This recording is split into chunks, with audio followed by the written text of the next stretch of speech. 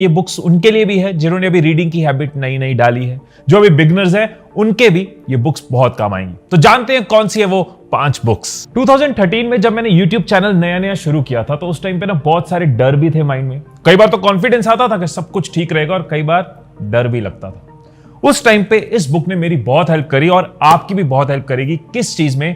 एक strong belief system बनाने में। बहुत बार ना हम अपनी इंटेलिजेंस को अंडर एस्टिमेट करते हैं, बहुत बार हमें लगता है हमारे अंदर कॉन्फिडेंस नहीं है, खुद पे डाउट करते रहते हैं। ये बुक आपकी हेल्प करेगी कि कैसे स्ट्रॉन्ग बिलीफ सिस्टम बना के आप अपने किसी भी गोल को अचीव कर सकते हो, कैसे राइट लोगों के साथ आप एसोसिएट हो सकते हो, सक्सेसफुल लोग कैसे सोचते हैं ये बुक आपको बताएगी, और कैसे नेगेटिव चीजों में अपने एटीट्यूड को बचा के रखना है। इस बुक का नाम है the magic of thinking big, बड़ी सोच का बड़ा जादू।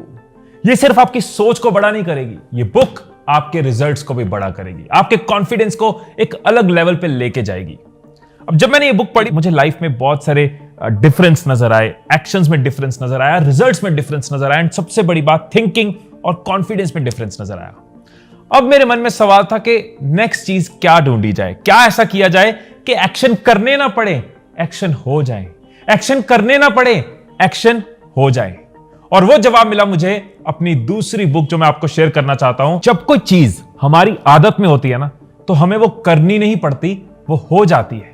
करनी नहीं पड़ती, वो हो जाती है। इनफैक्ट अब देखो, जब लोग अपनी आदत डिस्कस करते हैं, कोई कहता है मुझे सुबह जल्दी उठने की आदत है, कोई कहता है मुझे लेट तक सोने की आदत है। उठना नहीं पड़ता, आदत है, राइट? उठा नहीं जाता क्योंकि आदत है।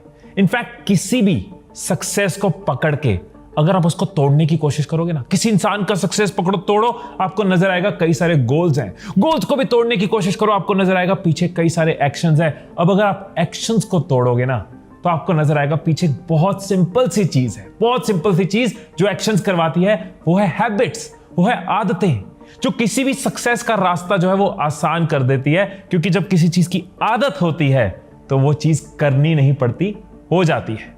मेरी सेकंड बुक है द पावर ऑफ हैबिट। ये मेरे पास हार्ड कॉपी नहीं है क्योंकि मैंने ये किंडल में पढ़ी थी।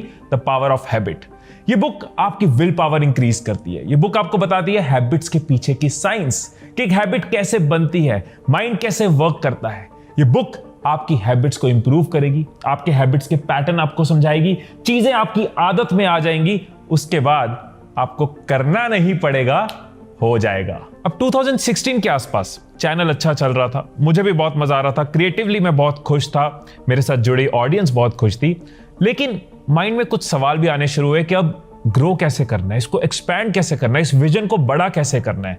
टीम चाहिए होगी, रिसोर्सेज चाहिए होंगे। तो समझ आया कि फाइनेंस इंपॉर्टेंट है।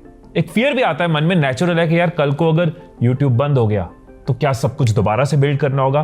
तो एक लाइन क्लियर होनी शुरू हुई कि बचपन से जो सुन रहे हैं ना कि पैसा मोह माया है, हाथ की मैल है, ये हाथ की मैल नहीं है, ये हाथ का बहुत इंपॉर्टेंट टूल है। ये ग्रो करने के लिए बहुत जरूरी है, अपने पोटेंशियल को एक्सप्लोर करने के लिए बहुत जरूरी है।